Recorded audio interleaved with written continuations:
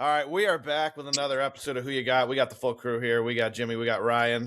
So I have a fun story from today. So I went to a place around here where there's a Wegmans. Shout out to Wegmans. Amazing grocery Best, store. Best grocery store. So, if you don't have a Wegmans, yeah, somebody that has one. So I always shit on everyone around here because no one in Maryland can cut prosciutto properly. Nobody. So I go to the guy. I'm like, hey man, I see all these like packages out, but this is all 18-month and 30-month and whatever. But it's not the $90 a pound stuff. Like, where can I get some of that? He's like, oh, we have it back here. So it's a younger guy. He's fine, 22, 24. And I'm shitting on a place called Harris Teeter's. I know Harris Teeter. They're all in North Carolina, yeah. Yeah, we are failing at prosciutto because one time you took like a mass and served me like big fat ham like I was going to put on a sandwich, and it was all mashed together. It was terrible. With the it should be translucent. It's disgusting. But anyway, so I gave this guy that story as he's cutting it, as I'm being bougie and like talking about mushrooms and salami and whatever else is near that's like $1 billion a pound. So I said, hey man, do it really thin. Well, let me tell you something. I grabbed that bag, went to the store, got to the bag or work or whatever, got to the back. I opened it up. There are like 40 layers of thin plastic with prosciutto on each layer. That's like professional. Tiny little pieces like this that you can easily see right through. I can't even peel it off. I'm back there like licking the plastic. I don't want to waste it. And I spent $20 on like 2.5 ounces of prosciutto. When I go to our local Italian mart, they do the same thing with that and with Capital. That's a great place. Name it. Oh Pistosa. It's fantastic. Oh, so good. They do it with the Gabagol as well. They slice it in every layer. They put a piece of plastic so you can just flip it and pull it off. It's unbelievable the precision they do this with. And it's absolutely delicious. Nduja sausage, not andouille, Nduja. You boys ever heard of this? No, sir. At your house. It's a different thing. We didn't have it that time. Next time you come over, we'll have it. So I watch a lot of cooking shows. I'm watching, I don't know if it was Bobby's Triple Threat. I think it might have been Bobby's Triple Threat. Somebody's using Nduja sausage in a sauce. And I'm like, what are they? Am I hearing Nduja? Why would they use it? It's like an Italian meal. Do you think he's going to dissolve the body? Or yeah. Do you have like an acid bath back there? Like I felt like I was overlit on my right. Yeah. So now I'm lit left. You're much more handsome now. I appreciate you changing the lighting. You look much better for the program. So, thank you. Appreciate it. So tens are watching. Go ahead, Joe. Shout out Corey Dillon. So I'm in Pistosa, and I look to the left and I see it, and it says Nduja. It's Nuda, like with an apostrophe. I'm like, holy shit, that's it. It's imported from Italy. They used it on the show in a sauce, like to spice a sauce up, but it's a soft, spreadable aged salami. So you cut it out of the casing and put it like a soft meat, and you spread it on crackers with cheese. It's fantastic. What is that stuff they make with like duck liver? Pate. Yeah, it's like a spicy salami pate. It's awesome. Man, it's fantastic. I would inhale that. I can't do the cheese, but that I could tear up. A friend of ours from Texas, I took some to San Antonio. I'm going through TSA. You can say their name. You just say like you're going to say Texas Dave. No. This is Texas Trey. Trey. Yeah. But this is funny. I'm going through Texas. I'm going through TSA security, going to Texas, and I got some Nduja and I got some homemade soprasat from. I'm like, I'm gonna take them. Like they can't get this. The guys coming from North Carolina. So I go to the TSA guy. I'm like, hey, I got this ice pack. Am I good? He's like, oh yeah, you're fine. It's not one of the big ones. You're good. Just show him it and you'll be good. I'm like, hey, he's like, what are you taking? I said, I'm going to Texas, taking Italian sausage. They can't get it there. He just starts laughing. He's like, well played. No, really sausage. Seriously, like that's really what I'm bringing. We got stuff. Oh, yeah. Fantastic. No, our friend from Texas Trey, Italian guy from Texas, but cooks a lot. Has a show, Sunday Dinner. Anybody wants to check it on YouTube? It's very good. He calls me. He introduced me to this. I didn't know what it was. This is, I don't know, 8-10 years ago. He's like, hey, can you get guanciale? I'm like, I don't know guanciale. He's like, it's cured pork jowl. It's what, when they make carbonara, it's what they're not supposed to use bacon or whatever. That's the real thing to use in it. Since then, I've become a guanciale like connoisseur. To be clear, he goes, I can't find it in Texas. I have to order it from Utah. Is it available where you are? I'm like, I don't know. I'll check. So I go down to Pestosas. I call him. I go, hey Trey, they got 4 different brands. Yeah. All right. I don't know anything about this stuff. Yeah. Oh, guanciale is great. It's cured pork jowl. It's basically like a bacon only from the jowl, and it's what real carbonara is made with. That's how you make real carbonara. Like that's It's not pancetta. it's not like the real thing. Okay. If you're at a real Italian restaurant, it's guanciale. And I've always had a pancetta, but like I see now that I know that, and I go to restaurants, I see guanciale on the menu everywhere. It's real thick. You do them with lardons. You render them down. You render them down. You temper the eggs with a bunch of Parmesan cheese and black pepper. Okay. You pull the fresh noodles out of the pasta with the water and put it in the guanciale, and then you pour that mixture over. But you temper the eggs so they don't scramble. That's all it is. It's eggs, black pepper, a shitload of Parmesan or Romano in a mixture, and then guanciale and fresh noodles with a little bit of the pasta water. You mix it together. It's got to be 4,000 calories, but Yeah. but the guanciale seasons the whole, like between the guanciale, the black pepper, and the cheese, seasons the whole dish. It's unbelievable. All right, it's 8:51 Thursday night, 28 degrees. I just want to put, before we came on the air, I made Jimmy put our whole account on the Bucks. We're not going to say how much that is in case the wives are listening. But 7-0 Bucks. Falcons on the move a little bit. I was trying to say it before the Falcons got on the move, but Jimmy just kept going. So couldn't get in there. But that's where we're at. Yeah. 8:52, 27 degrees. All right. Jimmy, we've gone 13 minutes. We haven't talked about sports at all. We'll come back to nonsense, I'm sure. But why don't you give us, I know it's been almost a week, but why don't you give us a little UFC? How did we do last week? What do we got on the tap this week? So if you followed us on UFC, you won money. That's the good news. You went 1-1-1. Yeah, and we had a plus, basically a plus 200 hit. Yep. So we were good to go. Yeah, it was a wild. The Josh Van fight, which we'll talk about because we've been on Josh Van and we picked him versus Pantoja, only lasted 35 seconds. Pantoja threw a high kick, he caught it and threw him to the ground, and Pantoja dislocated his shoulder, and the fight was over. So we went by TKO. People are saying, like, well, that's a fluke. It might have been. Who knows how the fight would have gone? But he did throw him on the ground and he dislocated his shoulder. Yeah, so think about that. Threw him on the ground hard enough to dislocate a shoulder. Right. They're saying, oh, it was a freak accident. Maybe. But he caught a high kick and said no and threw him on the ground and his shoulder popped. So he won the fight. There'll be an immediate rematch, but we definitely won that. The Jan Blachowicz fight, it was a draw. You don't see that a lot. He won the first and third, but he got dominated in the second round. It was a 10-8 round on 2 cards. So that happened. And then I can't believe Pete won versus Valashvili, but credit to him. That seemed to be the one that everyone was like, wow. It's unbelievable. Valashvili beat him 50-45 on all 3 cards last time they fought. He was talked about as the number 1 pound-for-pound guy. He's dominated everyone. But Peter Yan's really, really good. And his fights were close losses, his handful of losses. He was a champ. I think he was an interim champ, but he was a champ before. All of his losses were very, very close, split decisions. And he is just strong enough and just a good enough wrestler that he was able to stave off enough takedowns, and he is the better striker. So credit to him. It's one of those rare circumstances where it seemed like he peaked 5 or 6 years ago, and he was going to be on the downturn, but he kept with it, and he's a badass, and he made it through.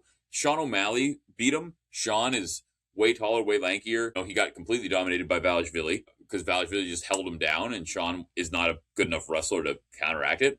Peter Yan was just good enough. If you looked at their faces after that fight, it was not good, right? Like, he won that fight easily. I hope there's an immediate rematch, because when you get the belt and you never defend it, you defend it once, maybe you don't get the immediate rematch. But Valashvili is so good that he deserves a rematch in this fight.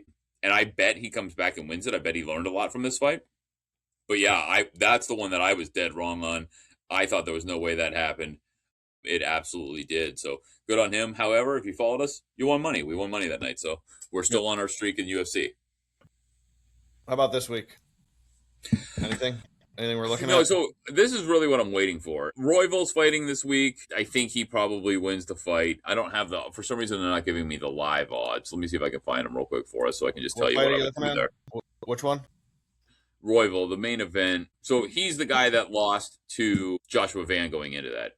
He was the number one ranked guy, and now he's like this pretty big dog. So I don't know. I'd probably take a flyer on him. I mean, he was thought to be the number one contender. Josh Van, he won a unanimous decision, but he didn't. It wasn't 30-20. I think it was 29-28 across the. You've been talking about Van pretty highly for a while now, and he's been successful. We were on him at the beginning. The kid is just quick. I mean, he's young. He's the second youngest champion ever in the UFC. He looks really, really, really good. But no, I don't really have anything else that I'm super interested here. Your boy King Green's fighting. He's fighting Lance Dixon Jr. Like, I don't remember that episode. It was funny to hear Greg talk about that. I'm high on Melissa Kurotin this week, plus 110. All right, I like it. I mean, I think Jillian Robertson at minus 198, even though you have to lay it. I think Amanda Lemos is past the peak. I'd probably lay 2 units to win 1 on Robertson. But yeah, nothing wild here. I'm probably coming right back on King Green. I'm not gonna lie. I like it. I think you should. Here's the real exciting news. January 24th, we got Gaethje versus Paddy Pimblett. But this is going to be an awesome fight. I can't wait to talk about it. There's going to be more between now and then, but that's when we'll all be able to watch it. And even Greg, he would never pay for it, and he's probably got something else to watch, but he can flip back and forth because it's going to be $14 to watch this fight now with your subscription. Like, this was the last card that you had to pay for. So that card is going to be awesome. You got Kayla Harrison, Amanda Nunes on that card. Again, that's a big one. Oh my God. Like Sean O'Malley's fighting Song Yadong. This card is going to be absolutely fantastic. Gene Silva's fighting on that card from the Fighting Nerds, coming off a loss. Thug Rose Namajunas is fighting on that card. I love her. This is going to be fantastic. That chick is dynamic. And when you look amazing. And when you look at your app on ESPN, it says now Paramount Plus. Yeah. Easy, simple. You don't have to commit to it. You can flip when we're watching whatever we're watching the night. We can flip back and forth and not worry about it, right? So can't wait for that. And this fight, people are saying that Gaethje got that fight just because he threatened to retire if he didn't get the title fight. Paddy Pimblett is very, very good. The idea is Ilia Topuria is taking time off, so they're doing an interim belt. So this is for the interim belt at lightweight. Then they fight him? In theory, when he comes back, they'll fight him. One of them will get beat up bad by Ilia Topuria, right? Paddy Pimblett's the one that probably has a better chance. Gaethje's fantastic. Gaethje's one of the most exciting fighters around. We've won money on him in this fight. Even his losses or earlier in his career, he is exciting. He used to throw caution to the wind and just bang. Then he got smarter. He's the guy that got knocked out by Max Holloway in the last second of that fight that we talked about. So that's going to be awesome. Amanda Nunes, it's not even close. She's the best female fighter of all time. She's arguably one of the best pound-for-pound fighters of all time. She's been retired for a couple of years. Let me see how old she is. She's not that old. And Kayla Harrison's an absolute beast. But Amanda Nunes, she's 37. She whooped everyone's ass. She's the one that whooped. I mean, just like name them. Nobody beats Amanda Nunes. So no, she's a bad motherfucker. That's she is awesome. She lost to Juliana Pena. She got subbed, but she came back and avenged that loss. She lost year 2014 to Kat Zingano, and then she just whooped everybody's ass. She whooped Ronda's ass. She whooped Raquel Pennington. Cyborg when she came to the organization. Oh, really? Yeah, she whooped Cyborg's ass. She whooped Holly Holmes' ass. I mean, you look 1, 2, 3, 4, 5, 6, 7, 8, 9, 10, 11, 12 title defenses. Like, that's stupid. No, title win and 11 defenses. She's the biggest weight, too. Yeah, or the 11 defenses. She lost one in the yeah. That's not the little girls. That's the big beast that kick the shit out of people. She's like an absolute beast. Kayla Harrison is a monster. There's not a chance in the world she can strike with Amanda Nunes. Can she get her down, hold her down, and ground and pound her? We'll see. Hey, she's coming back. Henry Cejudo, we talked about in the last card, one of the few fighters that I actually actively dislike. I think he's annoying as fuck. He was a champ, 2-division champ. He came back, just got his ass kicked, retired. He came back from retirement after being a 2-division champ, crazy win streak. And he lost 4 fights in a row and called it a day. So let's see what you make money for. Let's see what Amanda Nunes think physical damage, like good for him.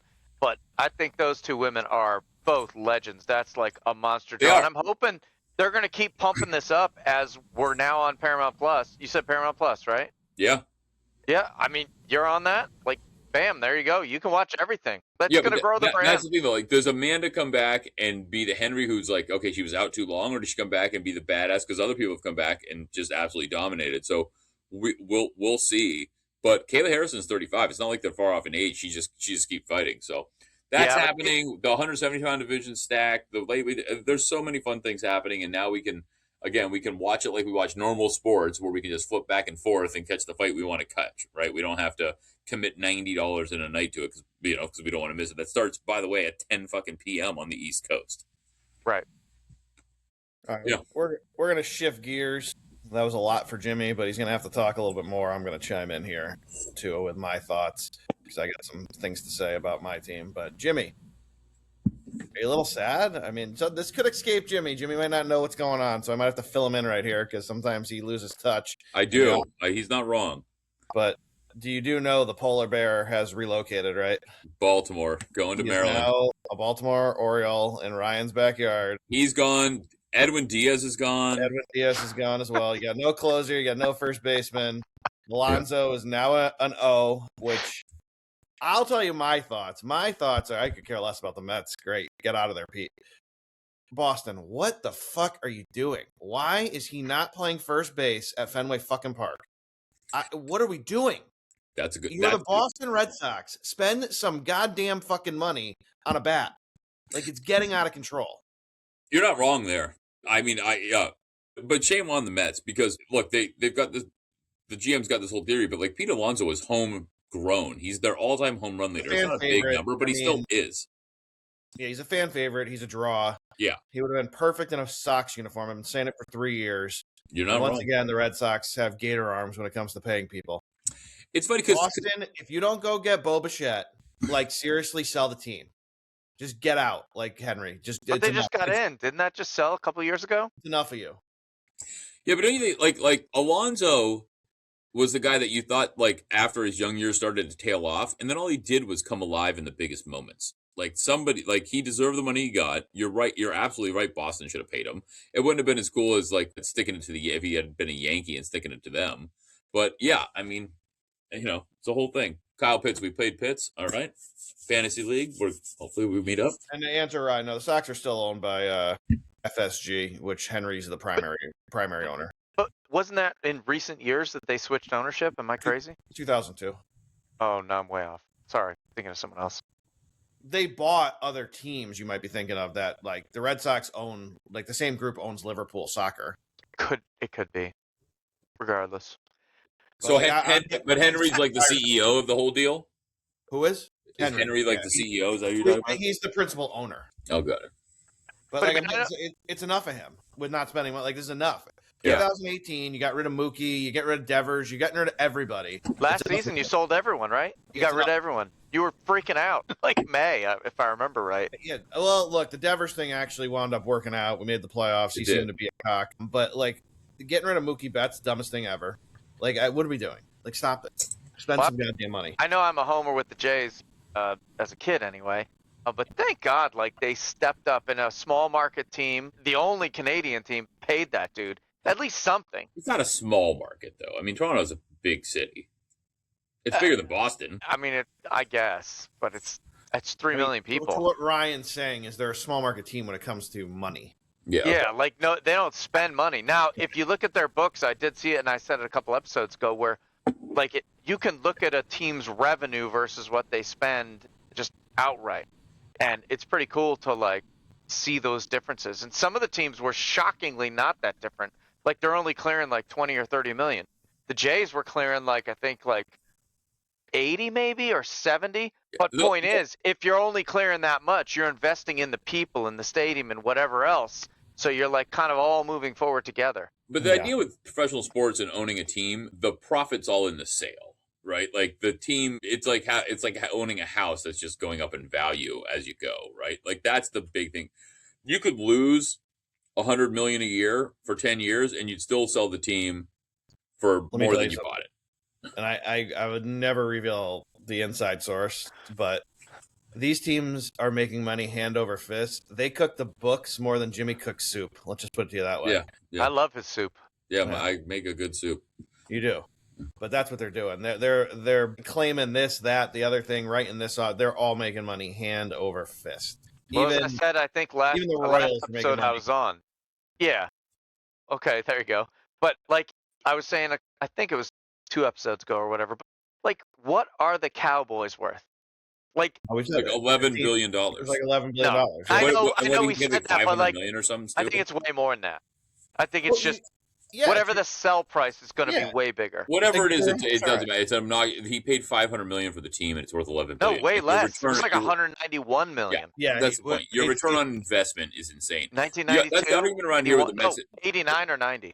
The Mets and the Yankees argument is just that. Like Steve Cohen has $18 billion. He could pay people if he wants to have a great team. The Yankees business is the Yankees. Like they only money is. He paid $140 million.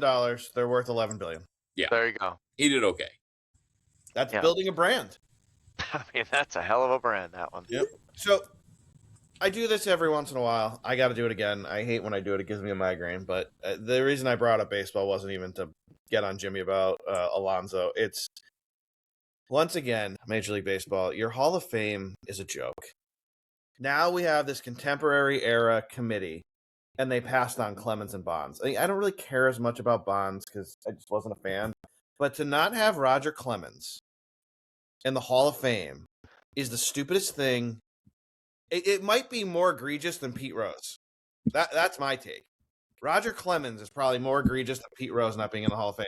This guy has 354 wins, an ERA of 3.12. Jimmy, almost 4,700 strikeouts. He won 7 fucking Cy Youngs. 7. He won as many Cy Youngs as Brady won Super Bowls. Look, I'm with you, but I think the Bonds argument is equal, right? Because Bonds, the whole argument was he was a Hall of Famer before he started taking steroids, and he is and you can't tell the story of baseball without. I would argue this to you. I don't think Barry Bonds, over his whole career, was the most dominant at his position or as a hitter. Roger Clemens, over his whole career, was the most, or in the top 3 most dominant pitchers for 20 plus years. His last year with the Astros, he had a sub 1 ERA when they went to the All-Star break. He just decided not to go on the road that year, which was so awesome. You're not getting any pushback from me about Clemens. I think they both should be in. I think these writers are because they pick and choose when they want to play moral superiority, right? Like they and that's the problem. There's the criteria when you're dealing with people voting. It becomes a popularity contest. Who knows who was a prick to who in a press conference and who's got a grudge against? It's way too muddled. But I agree. I say they both should be in, and it's you might argue Sammy Sosa shouldn't because he just burst onto the scene when all this shit happened. But I think Clemens and Bonds were great players. Did they do it? Yeah. The '90s was it'd be like, man, I don't like that rock star because he did blow in the '70s. So did all your other favorite rock stars. Right. Everybody, it was the whole league. It was the Wild West. I grew up where Greg did, and so I don't know that I'm biased. I like Clemens more than Bonds. He was a Blue Jay. You should like him. I know, but I Youngs. Okay, I was never really a Bonds fan, right? I don't know, he's all right. Most people weren't, though. Unless you were in Pittsburgh or San Francisco, most people didn't love Bonds, right? He wasn't. I respected Dave Parker, who played with him. They were an amazing but Bonds duo was a back polarizing in the day. figure. He was kind of a prick too, right? He wasn't an amazing guy. Yeah. Past Pittsburgh, he was. However, I'll say this: that I don't know, man. I want Clemens in, and Bonds, to me, he lied to so many people.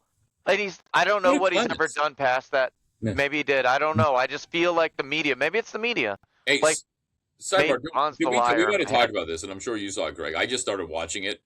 I only saw the first 15 minutes, but the Alex Rodriguez thing. Have you watched the A-Rod? I've watched the A-Rod one not yet. No. It is I watched for 15 minutes of it. It's fantastic. I'm excited to jump into the rest of it. It's. I mean, he's pretty he's pretty brutally honest in it. I still love Clemens' line back at the Red Sox now after all these years. He always says it. He said, they said, I didn't want to leave Boston, but they said, they weren't willing to pay me for the twilight of my career. It was one hell of a twilight, I'll tell you that. I won 4 more Cy Youngs. Yeah. I watched Oil Can Boyd pitch there in like I 1986. saw plenty of games Amazing. of Oil Can and Bruce Hurst. That was a good rotation. That sounds like a guy from the 20s. Oil Can Bud. Oil Can Boyd. Dude, he was the greatest dude. I don't even know his first name. Do you? I don't know. Was he playing with Smokestack Sally or who else? I'm not joking. This dude was this tall, lanky dude. He looked like Darryl Strawberry kind of, actually, like tall, lanky, and the way he came through is just, he was dominant for a couple of years there. Then he faded. I don't know where he went. Was he a cocaine guy? I don't think so. I don't know. Yeah, I don't think he was hanging out with Dwight. I think he just he looked like Dwight. He looked like him a little bit. Yeah. Yep. The Oil Can. Yeah, dude. All right. Well, that's my rant on Roger not being in the Hall of Fame. Just drives me up a fucking wall every time this happens. And now he's not eligible again to 2031. And like, what are we gonna do? We're gonna wait for Roger to die too. Then we'll put him in just like we're gonna do with that's exactly what we're gonna do. That's what Major League Baseball does. Fuck Major League Baseball. I agree. Don't go to Cooperstown. It's not a real Hall of Fame. Yeah. It's stupid. Nope, it's a joke. It'd be like not putting Brady in the NFL Hall of Fame. That's what we're talking about. He deflated a football. He's not good enough to be in the Hall of Fame. He's not going in. He deflated a football. He's not going in the Hall of Fame. Out of that, but I'll just say the MLB execs are a bunch of morons. Come on. They don't want competition. They want just money, and they don't force parity. The NFL forces parity. Well, they're talking MLB is talking about a floor, not like a cabin, a floor, and it's good, and that is gonna like screw up like the Miamis and Pittsburghs and Kansas Cities of this world, because they're gonna say you can't have a $70 million payroll or whatever it is anymore. You can't. That's bullshit, dude. But like, that's what they're gonna do. They're gonna put a floor in, so you have to spend at least this much money every year. Find somebody that can do something different if you want, but. Like Greg said, maybe they're making revenue in their cookbooks and whatever. Who knows? I'm not speaking on any of that. I'm just saying you should not be able spending $20 million to compete with a $300 million team. It's not fair, right? No, so I you agree. shouldn't gain the same. That's why I don't hate. That's why I don't hate the idea of a floor. Like you have to try to put a competitive product on here and stop robbing your fans. You can't. Your franchise is worth X amount of dollars. You can't have a payroll that's $200 million less than this. Here's the range. You have to pay at least this to your players to put it, unless you're absolute money ball, which only happened one time really well. Analytics now, but it happened. There was only one person that was ahead of the game, Billy Bean. But otherwise, yeah, I like the idea that you have to do this because I do think it robs the fans. Like you can't. But don't forget that the best and most effective labor union in the entire country is the MLB Players Association. Don't you think they want the fucking floor though, so they get like paid? Like that's going to be good for them. I don't know. I'm just telling that negotiations are not easy and stuff like this. Whatever it is. No, I get it. I would assume they would want anything. A floor would raise their income. I can't imagine they'd argue it. Right? I understand the idea, but you got the owners fighting that with how many billions? Yeah. How much are the New York Yankees worth? But Jesus Christ. But it's only affects small market. But you got to sell to somebody with some money, or you've got to move the franchise to a bigger city. These teams have the money. Greg pointed it out. They're cooking the books. They have the money. These guys they can pay more money. They're not they're not Erie, Pennsylvania Pirates. Like they're not they have the money. They're just being cheap bastards. Greg, I think he just revealed that Erie has pirates. So yes, be careful heading up that way, okay? I will. Oh, there it is. I don't know what that was, but there it is. Okay, that's better. That's a little more clear. A little more clear that time. Hey, you're the one that said you took care of yourself the night before. That's true. Hey, that's what happened. We're going off the rails. 9:14, 21 degrees. Jimmy, the bet's in Big Jeopardy. Just want to point that out. I'm watching. I'm well aware, but sometimes you got to go all in. What are you gonna do? All right, Buccaneers. Question for Jimmy right now. Give us a little NBA. How you feel? Would you take OKC right now because they're basically almost odds on to win this championship, or would you go down the board? So I would probably take OKC and bet nobody gets injured, right? Because that's the big thing.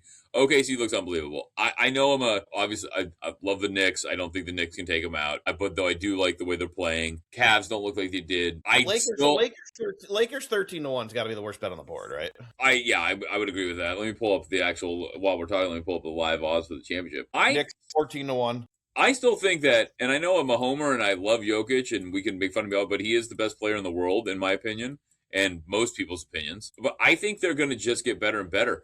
They've got Aaron Gordon has been hurt. Christian Brown's been hurt. They're still playing well. If they still have Jokic, I think they're going to figure it out, and if somebody can take them out, it's them. I can't seem to find the fucking odds. What are the? Here we go. Nuggets are 6.5 to 1. To me that's the better value. I think OKC is unbelievable. I you just can't predict what can happen from an injury perspective. So to bet even money, 30 games into the season, 25 games into the season, right? We're 25 or 30% of the way through. Yep. It seems wild. I think the Rockets are a terrible play. I think the Lakers are a terrible play. I think the Knicks and the Cavs are really bad. I would drop down to the Pistons, who you've been high on, at 25 to 1. Love them at 25 to 1. Yeah, I would drop down there. I would say the Spurs at 30 to 1 because Wemby's going to come back and they're winning games without him. Yep. I think that's not a bad bet. So I'd go Pistons, Spurs, but I do like the Nuggets at 6.5 to 1 because listen, they're really fucking good and they don't have two key components on the team right now. And all the new players there who are talented, they're going to get better as the season goes on. And they were OKC didn't improve their roster. They're just better because they've played together longer. Denver got way better, and they went to 7 last year, right? They got blown out of Game 7, but they weren't supposed to be there. That was after they had a. They definitely weren't supposed to be there. Yeah, and they got there, and they took them to 7. So I wouldn't count Denver out. That's what I would say. And I know we got to talk about the altitude, but I was watching Aaron Gordon talk 2 nights ago on the Old Man and the Three podcast. And he said, before I got traded there, I hated this place. I hated playing here. Like, it was the most miserable place to play. I couldn't wait to get out of Denver. I couldn't breathe. It was horrible. And so I think that, again, I know I love Jokic. I love that team, but I would take the 6.5 to 1 probably before I took OKC. Just because I don't think, what are the chances everybody stays healthy? I hear you. This is my theory if you're going to bet this, especially right now, is I'm going to take either the Knicks or the Pistons because I think one of those two is going to represent the East. I get 14 to 1 or 25 to 1. If they get there and I put $100 on it, I can, or more, a couple $100 on it, right? I can now make a sizable hedge. I hope Ryan's watching in disbelief because the Bucks just went for a pick 6. That's what I'm hoping, but he doesn't look like he's happy there. No, I love that. That's actually there's your gambling IQ coming back into play. You could bet both of them and then hedge, right, for that kind of odds. Because I agree with you. I don't think that anybody else from the East has a chance right this second. I mean, maybe Cleveland isn't. Cleveland was always a front runner where they go into the playoffs. That's been, their thing, and then they get beat way early. Maybe this year they're not playing great. They're not a front runner, and they come back. I don't know. I doubt it. Orlando, I think, is getting better. I talked about him before the season. I think Desmond Bane, that addition, is a big deal. They need another shooter. They had Franz Wagner and Banchero, and then literally no one else to score the ball. Like, nobody else. They get lucky with some scrub, like, coming up with 18 points here or there. But they're a year and a player away. Boston is injured. Nobody, I don't know. Who else could possibly represent you? I think you're onto something, man. I agree with Greg. I'd bet the Knicks and Pistons or one of the two. Yeah, you know what? Maybe Jimmy's right. Maybe you bet both, and then if one of them makes the finals, you're gonna have a nice hedge opportunity. But you got to put enough on it to make it worth it. That's the thing. You got because you're gonna have to lay bigger money if it's an OKC versus one of them because OKC is going to go into that series a minus 250 favorite at least. Yeah. Yeah. No. Absolutely. But think about what happened last year with Indiana, right? Like we thought they were going to get swept, and they looked good, and then I don't think they were winning that game either way. But you got to blow an Achilles. You got to blow an Achilles, right? They didn't get the money, Indiana, so it didn't matter in the end. No, you're absolutely right. You're right, but the odds might have swung. Of course they did. You could have got a nice cash out, and that's what you're going to have to weigh. All right, quickly, because it's not a great week college basketball-wise. There's a couple games on Saturday. Arizona and Bama should be a decent game. UCLA, Gonzaga. Is that in the Kennel? No, of course not. No one ever wants to play there, I don't think. So they're playing at – what the fuck's the name of this place? Climate Pledge Arena. It's okay. That's interesting. Unless Seattle gets completely rained out, and the whole city's flooding right now. Exactly, yeah. I think the rain's going to stop. I think they'll get the game in. Arkansas goes to Texas Tech. So there's a couple games on Saturday, nothing huge. I guess the real question here is, let's go to live time. Updated odds here, Jimmy. We're gonna go to team futures, and let's see. We want to see Michigan is down a plus 475. Would you take them now, or is it now the value is just gone? You got to wait for them to go on a little bit of a skid. I think you got to. I mean, 475 in a tournament style is probably not enough. I'm high on this team. They look unbelievable. In my wildest dreams, I wouldn't have guessed the season would go this well. They had a couple close calls. Look, you keep saying that, but they've been flirting with the top 10 for the last few years. They have, but like, look, they had a couple close calls at the beginning of the season, and then they just started smashing teams. They beat Gonzaga by 40. Right? That's unbelievable. That makes us smile a lot on this show. I'd love it if they could beat Kansas by 40. If they beat Gonzaga and Kansas by 40, my God. Like, yeah, take that. So they've had this streak where they've won 5 games by 25 or more. They should have won the last game by 30, but there was a last second heave, so they won by 20, 29, or 48. They are just murdering teams. Murdering. They're killing teams. Like, it's not even close. They crushed. Villanova had one loss. They murdered them. So they're in Gonzaga. If you look at team rankings, like they're still like the number 3 team, and like somehow we have no idea how. I think they were given 2 points that game, and they won by 40. So here's what we're doing. If the Bucks win tonight, which I still think they were, we're gonna take 2 unit. Well, I don't know what we're defining a unit these days. Let's say a unit's $50 going forward. We're gonna take 1 unit and we're gonna put it on a Michigan parlay, and see if what I said comes true, that Michigan could win 2 national championships in 2 of the major 4 sports within a week of each other. And it would be, right now, you would get 31 to 1. I like it. Let's on do a it. Michigan double.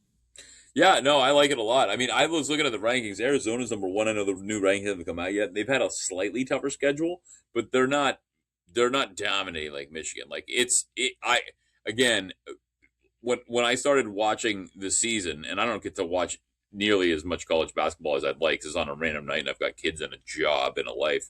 But I keep up with all the scores on the phone. I watch as much as I can. But when they lost to Wake Forest in overtime, the second game, I was all right. This squad could be okay, and then they were just like, "Let me put my dick on the table." Yeah, and they just started. They just crushed everybody. They just started. It's like the San Diego State beat by 40. Then they go to and it's an Auburn win, and then they beat Gonzaga. And it's just been fantastic. So they play Maryland this weekend. Maybe that's their comeback to earth game. That's a good one. Maryland's not great this year, but Maryland seems to always be solid. I think they have 4 losses right now, but let's see what they do there. Let's see if let's see if Michigan plays down to the competition. Yeah, we'll see. All right, we're gonna touch on this. I don't know if we'll touch on it every show, but it'll be frequently brought up by me because I can't wait to bet it. I love betting World Cups. I'm sure that's not shocking to anyone. Did you see the draw? Or you didn't even pay attention, right, Jimmy? No, I know we talked about the death pool last time, but I didn't see. I saw when it was about to happen. Yeah. What would you say the death group is, Ryan? It was France. France. And Senegal, I forget who, but it's a mess. So it's France, Senegal, Norway, and then a winner of a playoff gets put in there. Yeah, but Senegal is a beast. That's the Norway's also a beast. Yeah, see, I don't know anything about U.S. got the best draw. Really? Best draw possible. Well, Paraguay's going to kick them right in the dick. I got to grab a beer. I didn't realize that the championship game's at MetLife. MetLife Stadium. So I was going to bring that up too, and then I'll throw out some more groups. I can't wait till we get group odds here on DraftKings. They're lagging behind. So right now, what do you think the cheapest ticket at MetLife to the finals is? 3,000. 1,500. 3,000. 3,000, 1,500. Ryan's closer, and he's short by 5,500. Oh my God! There is a seat on the 50-yard line right now, going for $129,000. Wow! Jesus Christ! Good for them getting those ticks. It is disgusting.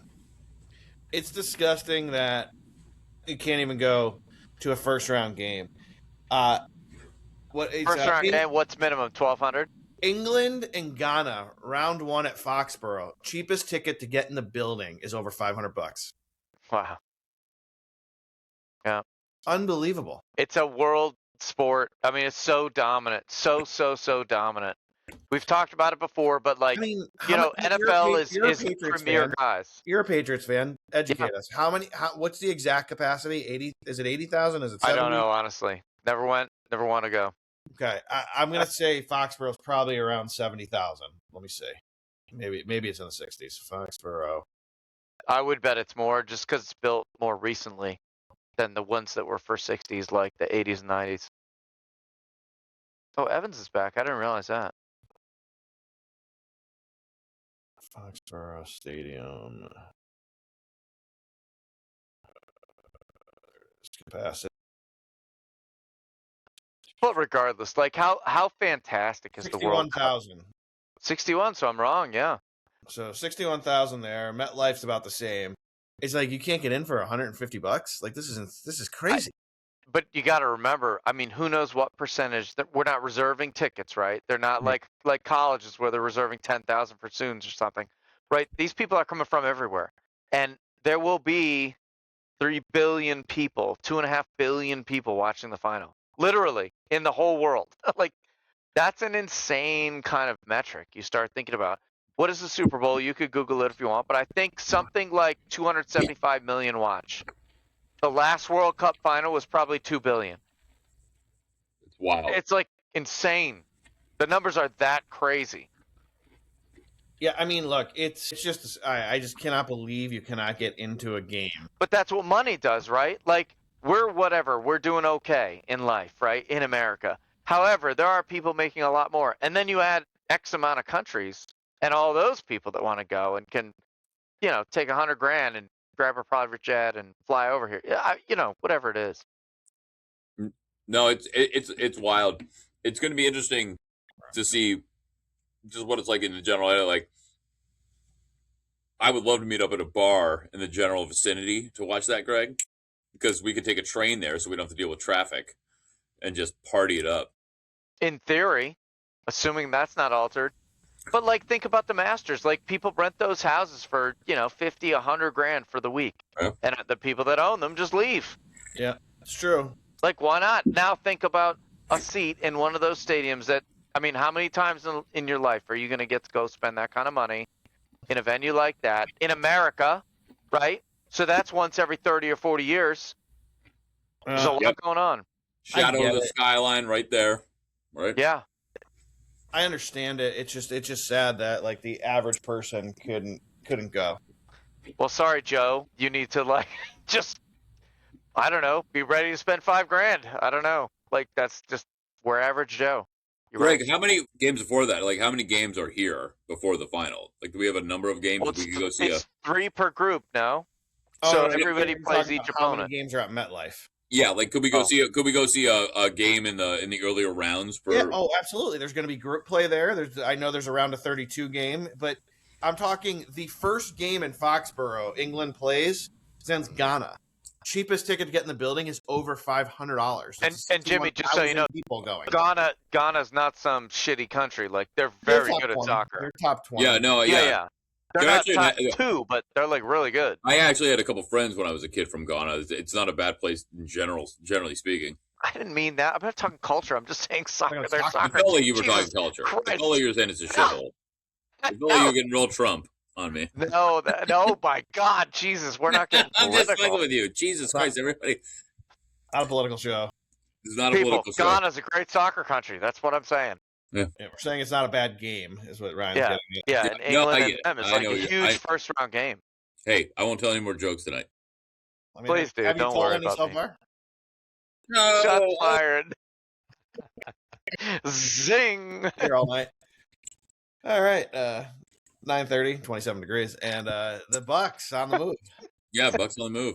On the move, 3rd and 9. Go Bucks. 32. Hopefully, we can at least get a field goal out of this. Going to the half up, feeling a little better. Greg's joke's reminiscent of the one funny Rudy Giordano comment. Do you remember the first Saturday Night Live after 9/11? It was Rudy Giuliani is on stage and he's with Jesus Christ, the guy that runs Saturday Night Live. Why am I drawing a blank? Jesus Christ. Huh? Yeah, Lauren Michaels. And he said, "Hey," Lauren Michaels says, "Can we be funny?" And Rudy Giuliani says, "Why start now?" That is funny. It was the best. It was the funniest thing he's ever said. That was good. That is good. Look, I'm proud of him. All right. College football. We went 53 minutes, but it's time. I don't even know where to start. We're gonna break it down. We're gonna talk about the playoffs in a minute. I'm gonna start though. Notre Dame, shut up. You are so dumb. Join a conference, you losers. Nobody cares. You're not in the playoffs. You're under this impression that you have this big following. You have the generational fan. Mhm. Nobody under 100 likes you. You're just an awful, awful sports university. Your basketball team blows. They don't even want you in the ACC. You're an embarrassment. And you're going to go after the commissioner of the ACC telling him your relationship's damaged because they championed Miami? Why would they not? Yeah. Why would they not champion Miami? You're mad they played the game over and over again on the ACC network? Yep. Who cares? Yeah. Miami is when you better than you had the chance to join the ACC and you said no. Right. If you join the ACC, maybe instead of playing week 1, you and Miami would be playing in a championship game, and then you could decide it again on the field in December, not August. But you're sitting there crying that you're out, taking your ball and going home, refusing to play in a bowl game. If I was a recruit who signed with you, I would be signing with an SEC school tomorrow. I mean, you're not getting an argument from me here. I think that it's unbelievable. It like 11 of the sports at Notre Dame are in the ACC. They joined the ACC during the COVID year. Like they threw them a bone, and then they said, "No, you can keep the rest of our sports. You can keep volleyball, and you can keep but we're going to stay independent because they have this we're holier than thou attitude. We're Notre Dame, exactly, and now it backfired on you. So go get bent, Notre Dame." And literally, you're not going to play in a bowl game. That's your response. We're not playing. Yep. Now, look, you want to give me the argument you deserve to be in over Bama? I'll listen, because Bama hasn't looked good at all. But the way you've handled this just shows me that you're a Mickey Mouse organization. You're not going to respect the rules, right? And you're choosing not to engage. It's like so stupid. Like, if you want to be in the SEC, ask them. I think they'll reject you, but who knows? I don't know. Go somewhere else. Like anybody would take Notre Dame. That's why they say independent. Anybody would take it based on what Greg said. Like, we don't care. But get in the game. Yeah. Go join. Like, put yourself on the line a little bit. Be willing to deal with a playoff. Be willing to. I don't know. It's crazy. They don't want revenue sharing. They want to keep all the money because they're Notre Dame. They've got gold helmets. Their revenue is shrinking. They've got fucking obviously. Rudy. Yeah. Yeah, exactly. But it's shrinking over the years. Stupid. So Greg mentioned Alabama. Like, I don't know that Alabama should or should not have been in, but that's more based on the eye test that they don't look good the last few games, right? And they just got dominated by Georgia, but you can't take that into account if you're being fair because not everybody plays in a championship game. Right. However, if you want to make an argument for Alabama, they had it was a top 10 toughest schedule, and Notre Dame played nobody in their 10 wins. They beat. That's what I'm talking about here. They played Miami in August, and they lost by 3 on the road. Okay, tough game. You get A&M at home with a chance to rebound. You blow a huge lead, you lose by 1. A&M goes on to be a really good team, but regardless, you still lost. Yep. Here's where you go next. You play Purdue at home. Terrible team. Great. You beat them 26. Who cares? You play Arkansas on the road. You destroy them. Great. Arkansas wasn't a good team. Who cares? You wound up beating Boise State, who, all right, they were an okay team, not a team going to the playoff. You won at home 28-7, pulled away late. You beat a bad NC State team. Great. Who cares? You're hanging your hat on Southern Cal at home by 14. That's what we're hanging our hat on? Yeah. Sorry. Oh, and great. You went and beat a Syracuse high school team 70-7. But then Stanford's a middle school team. You beat them 40-20. Well, that's where you get to. And what I was saying a couple episodes ago, like, they just got to figure out what the top 30 or 50 or 60 look like, whatever the number is. Like, it's a waste of time for us to deal with a Notre Dame or whatever team wants to play these weak-ass schedules that can't possibly compare. We can't rate Alabama against you because Their strength of schedule is ridiculous, and it's hard to just compare. So Yeah, my other problem with this is, and I don't think it gets spoken about enough, there is a big difference between independent and playing in a conference. When you're playing a conference game, I don't care who you're playing. If you're Vandy going to Arkansas and Arkansas's having a down year, it's still an SEC away game. Yep. When you're Notre Dame going to Arkansas, it's a much different feeling. It's like an exhibition. They're basically playing an exhibition. They're the Harlem Globetrotters. Yeah. You're playing an exhibition schedule. Right. Yeah. That's why you're not taken seriously by a committee when you're even with another team. But it's not even taken seriously. You're being fair, right? You're looking at the other team's strength of schedule too. It's not like you're just shitting on them for like, oh, you don't play whatever names you know. You're playing teams that don't have as strong records, don't have as good recruits, that don't have whatever. You know, you're being fair and equitable the best you can. Yeah. The best argument you can make if you're Notre Dame is the A&M game is a 1-point game. And Miami, they were getting their tits kicked off, and they made a great comeback, and they still lost. But they lost, and then they had 10 wins that were average wins at best. Now, the eye test, if I was going to make an argument, I would say Notre Dame looks better than Alabama at this point, right? I agree with you. Right? So the eye test tells you that. Problem. But they have no argument, 0 against Miami. You lost to them. You have the same record. Right. You have the same record, and they beat you. In every other league, in every other world, if you were both the same, but the head-to-head win they took, you'd be out. And if you were picking something to promote, who are you going to promote? How could you possibly, within that league, no matter what your loyalties were, promote a team that lost to the other team? You have to promote the team that won, period. And the big argument that I heard, the best argument I heard, it might have been a Kirk Herbstreit, who I can't stand, but it was somebody but basically said, like, if they're that close and you don't reward the team that won head-to-head because you say, well, it was in August, then why would you ever schedule a tough game in August or September ever again as a university? It's got to matter. It's got to matter. And it does. So they have zero argument of not, like, they have 8 or 9 opponents that are shit. Yeah, right. Miami 100% should have got in over Notre Dame. You want to argue if you're Alabama? Okay. I still would go back to, well, the schedules were completely different, right? And Alabama did beat Georgia, and they lost to Georgia, but they did also beat Georgia. Yeah, it's wild. Yeah, I'll buy your argument over Bama, but I probably still lean Bama. I told you, Jimmy, off air last week, I thought Vandy deserved to be in over both of them, quite honestly. But yeah, I don't disagree with that at all. I think Vandy had a very good case for that. I love how the guy said, "I'll play anyone, anywhere. Let's play in. Let's decide it on the field." I love that attitude. It's too bad they're not in. But the way Notre Dame handled this, it's like, hey, join a conference then. I just don't like that they're babies. Hold that. Yeah, exactly. They're going to hold that kind of class and like say, "Oh, we're too good for this," but then we're going to bitch about the result. Like, stop it, guys. Pick a lane. We're too cool, or we're going to come in line. I don't care which. Pick one. We all want to like you. That's a real thing. We all grew up with your gold helmets all over the fucking place. That we didn't have a choice. I don't want to like them. Yeah, I don't either. I like Rudy and the list. Okay, fair enough. But yeah, no, but we're all on the same page here. Like, fuck Notre Dame. Like, stop being like, the fact that they came out here and complained like this just makes it so much worse. Yeah. I want a Catholics versus Convicts part 2. I agree. I'll be with the convicts in Miami, living the good life. You guys chill out in Indiana in the freezing cold.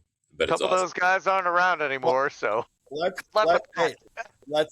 talk about that real quick. Oh God, Indiana, Jimmy, what were your thoughts? I mean, you've been high on them all year, and you've been right. Look, I love Signetti. Fernando Mendoza seems to be the real deal. I didn't think they were going to win that game, transparently. I really didn't think they were going to win that game. But they did. So God bless them. I don't think they're going to be the champions. I wouldn't take them to win it all. But it's really cool for an Indiana program who's not historically a football school with, a quarterback who's rumored that the Jets are going to try to trade up to draft him, which, God, I hope they don't, because that's the end of his career. But Yeah, I mean, I love it. I couldn't have been happier. I was away for the weekend, and I was watching that game, and it just made my night. Like, Honestly, fantastic. I think their defense could be what wins them a natty. I really do. Yeah. They were Their really dominant. Like, it was kind of shocking. Like, anytime I flipped Ohio State on this year, I'm not like you guys. I don't watch the whole games of teams I don't give a shit about. But, like, they just fought. Like, they beat them up. They got up early. They kept going, and they just kind of kept them at bay. I hate that guy missed that field goal. That was the worst thing that ever could have Yeah. happened. Heartbreaking. Like, terrible. I don't Look, want that for anybody. look- But he missed. I mean, shit happens. You Greg gotta said make that the shit. good point. Like, we were talking about this off air. Like, they do have the better draw. Like, they should beat Alabama or Oklahoma. Mateer looked great early in the year, but Indiana should win. If they don't look like that, which actually makes me nervous because that's the kind of shit that happens in the playoffs. But after that, Texas Tech scares me a little bit for them. Like, I think Texas Tech's really good. I think that would be a tough game. But Ohio State definitely has the tougher road.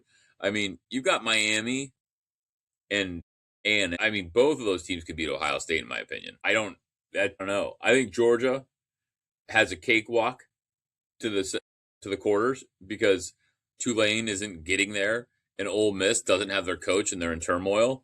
So Georgia got a gift handed to them. But I don't know that Ohio State automatically is in there because I think either of those teams could beat Ohio State. Yeah, so first round, I mean, initial thoughts. I think I lean Oklahoma to beat Bama again. I know they got a bunch of turnovers to beat them the first time, but they're at home. 1.5. I don't like the way Bama's looked. I lean that. I think the most intriguing game is A&M in Miami. I wish they put this on under the lights in A&M. Actually, I think it helps Miami that this is a noon kickoff. 3.5. God, Jimmy, I know I've been on the Canes and I like the Canes. I don't know how. I know A&M's look dominant, but I'm leaning Canes here, taking the 3.5. I'm leaning Canes. I think Carson Beck he's not scared of the moment. Right. I think that means something. That kid, because I'm old and I can't remember names. That freshman they have at receiver, he's awesome. I mean, he is something special to watch, and I think the Canes win the game outright.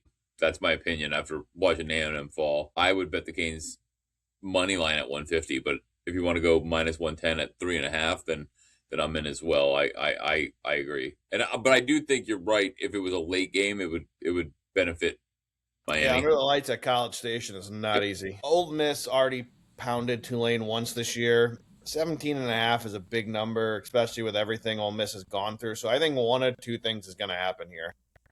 This game's going to be within a score, or Ole Miss is going to blow the doors off them. So I think Ole Miss blows the doors off them. That's what I think happens here. I think they just come out focused. Yeah, I think the next game we're going to probably talk about. I'm going to go the other way on, but I think Ole Miss probably blows the doors off.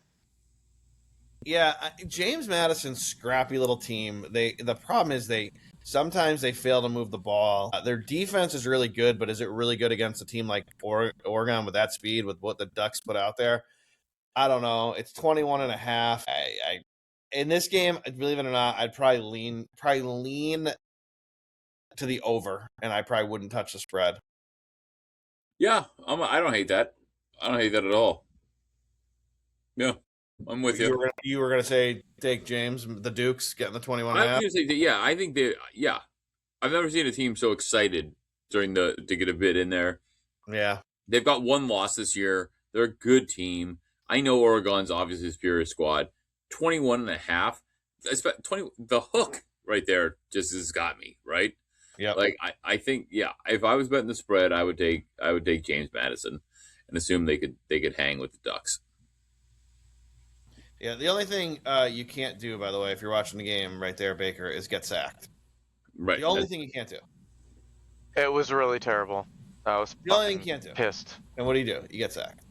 I still think they win this game, Jimmy, but just so you know, that was a minute ago for me. Just trying to help. You guys have best internet down there in the middle of nowhere. It's better apparently than a few weeks back. Yeah. Yes, exactly. What the fuck, dude? You got two guys that are just clawing up you, climbing up your body. Throw the ball away. What are you doing? You can't look at them and go, "Hey, coach, I fucked up." That's rookie shit. Jimmy, I do think they still win. I do too. I agree. And I think he's going to score right here. Well, they're going to get a field goal. Right? I said score, period. Well, that's a good point. All right. I'll tell you this still. I still look at the board. We've been saying it for a few weeks. I still think the best bet on the board is Texas Tech 9-1. Mm. Well, Jimmy's munching. I'll be right back. Your thoughts?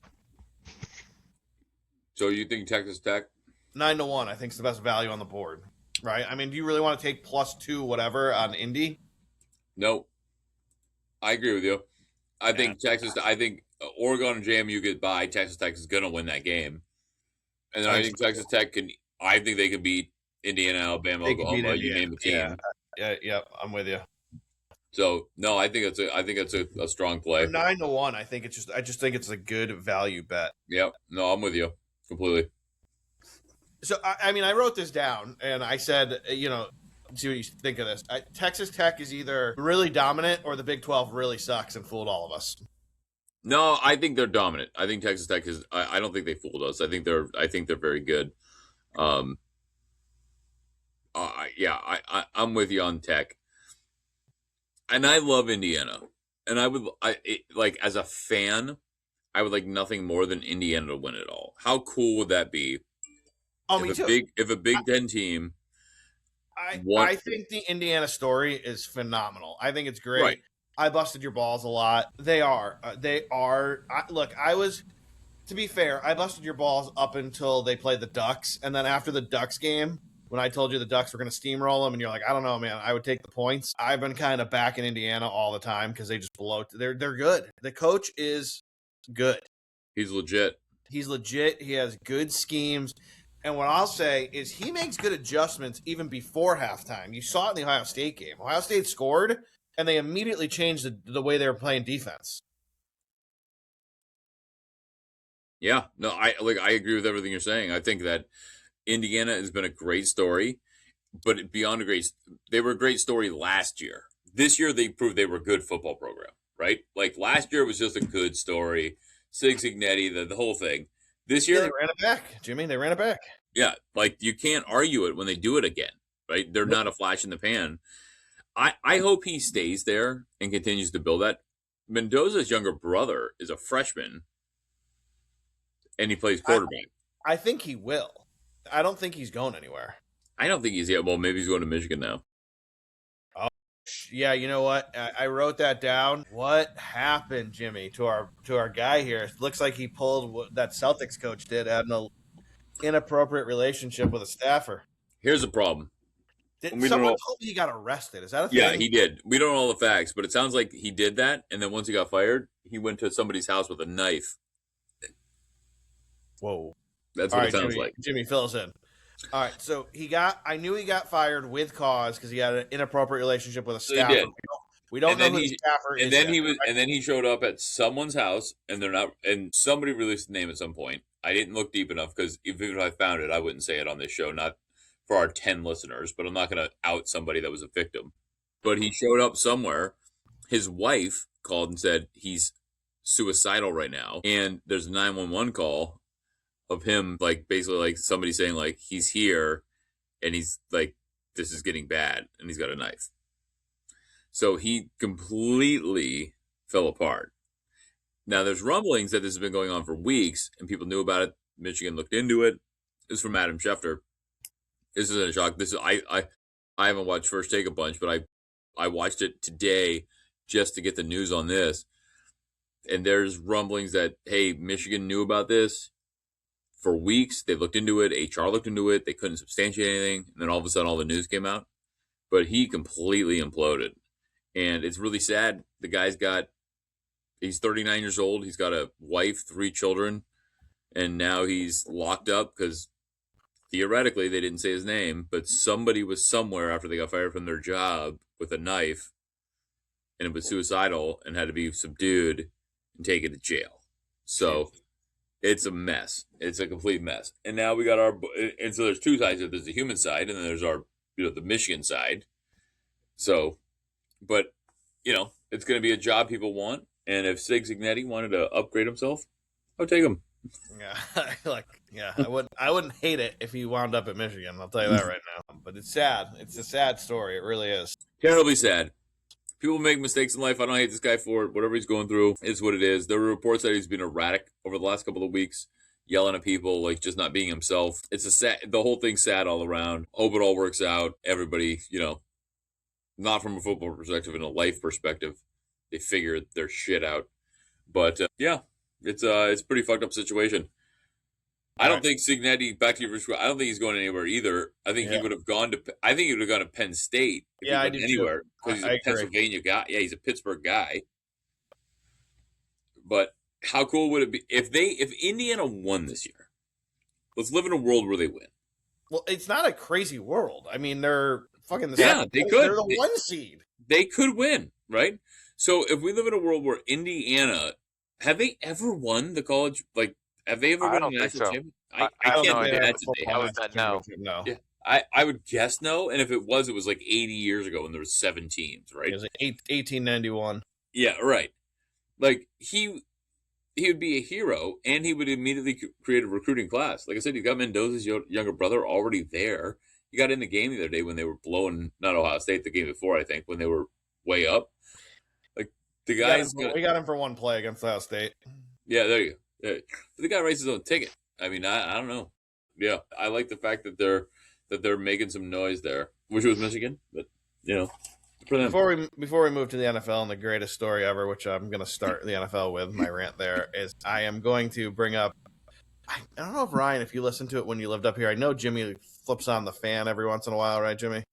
I do. He's a fan more, but I was a fan too. Did you see the news? Craig Carton's coming back. No, is he really? Yeah, Carton's back in the afternoon drive. They booted Roberts to like the midday.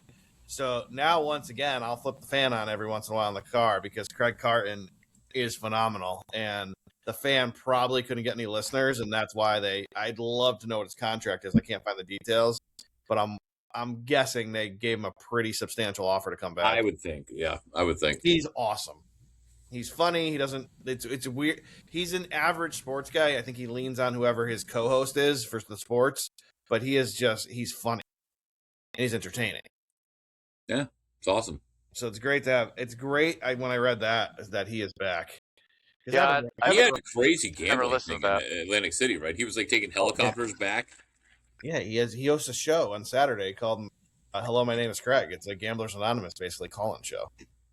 Awesome. I listen and just get a kick out of it. Like, hey, been there. All right, let's go to the NFL. Actually, let me start with this because it annoyed me.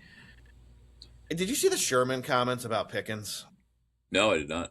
He basically said it looked like he wasn't trying. Looked like he was mailing it in. Who said this? Richard Sherman? Yeah. I hate him. Yeah, me too. Like, shut up. Shit. He was a very good player, but he's just an asshole. It's like, and the worst part is he's really smart. Like, it's fucking annoying. Like, shut up, man. Don't be rude. You see anything in that Cowboys game that showed you Pickens wasn't trying? I didn't. No. Mm-mm. Just a stupid comment. And Pickens posted something. And then, of course, because it's 2026 almost, he had to take it down because God forbid you defended yourself or said something offensive or stood up for yourself. And yeah, I feel so bad for these pro athletes who can't say a word. It's so dumb. It really is. Well, look at Giannis. I don't know if you guys talked about it, but Giannis erased his social media for the last 4 years recently. And everyone was like, oh my God, whatever. Maybe the guy just had a bad morning. He doesn't want you on social media. I don't know. Who knows? Someone was wearing a hat he didn't like. Who knows what it was? It's just absolutely ridiculous. You can't stand up. You can't say anything. All right. Exactly. It's just like, this guy's an asshole. Cancel him. God, I don't know how they do it. It's a tightrope, that's for sure. I mean, look at us and this dopey little podcast that no one listens to. We have to talk in code because we're afraid. Yeah. It's what a dumb time. Yeah, I can't argue with you. I just wish we could get a time machine, go back to 1995. It'd be wonderful. A DeLorean, if you will. Fuck the police. Yeah. Or something like that. I don't know. All right, come on, Jimmy. That time. Who was the 8th grade girl you were chasing in Erie? 8th grade. 1995. Paint us a picture. It's snowing. It's snowing, obviously. I'm going to go back to 7th grade. Okay. It was the Sincata twins. Oh, fantastic! I love it. He's going after. He didn't even give us first names. He's like, I wanted both. Yeah, obviously there's no chance they'll ever hear this, and I don't know where they ended up or where they are. But yeah, Jesse and Jesse Sincata twins. There we go. Yeah, there it is. Names out. Hey, Sassman, was it a couple fives that equaled it then? That's how you got there in Erie? oh, they were smoke shows. They were smoke shows, and they were nice. They were super. They were the nicest girls. They were so nice. They're the only attractive like girls that were ever like not jerks. Erie 10s, Avon 4s. Yeah. Yeah, They left town, never saw them Threes. again. Yeah. West Hartford 7s. All right. We've insulted Erie enough today. Sorry to the twins if It's okay. she ever gets them. No, All right. they left. They're probably doing great somewhere. I'm sure they are. They got out of Erie. Yeah, they got out at a young age. They had a better upbringing. You know. All right. Jimmy, I got to ask, because I always think about this after. I don't feel bad at all. But some of your family listens to the show. Are they mad that we always take shots at Erie, or are they good with it? It's okay. No, I think I feel like they're okay with it. Like, feel bad because I defended. I mean, if I started talking like hammering, like maybe then they'd feel away. But I'll defend them to the end. Oh, Christ! No one defends their hometown like Jimmy Verga. I put the last name out there. Do you care? The wildest part is that wasn't me, by the way. It was me. If I ever live there again, something's gone incredibly wrong. Hey, he's got to be on stage with comments like that. That was a good one. If I ever visit there, something has gone terribly wrong. No, you have a blast. You can visit in the summer. It's a great time. But I saw a sign on the way to Buffalo. They have 3 months where you'd be like, why wouldn't you live here? This is amazing. There's a lake. There's all this stuff to do. Ryan, it's 3 months. It says Erie. It's gonna be average. No, I'm telling you, there's 3 months. 3 months for you, Greg. Don't worry, you're good. There's 3 months that you could be like, this place is unbelievable, and then there's 9 months where you're like,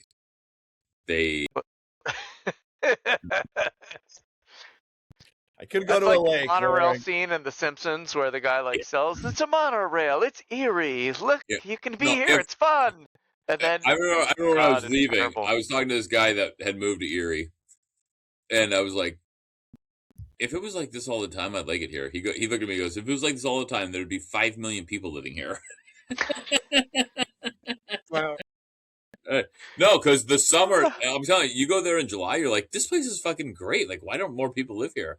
And then September hits, and you're like, why is it snowing in late summer? I don't think it's why is it snowing. It's 3 days later, why has it not stopped snowing?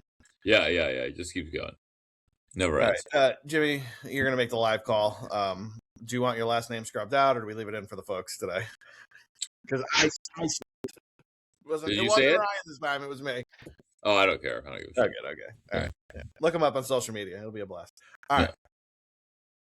Philip Rivers is back. I couldn't be happier. I picked him up in fantasy, Jimmy. You can't even have him now.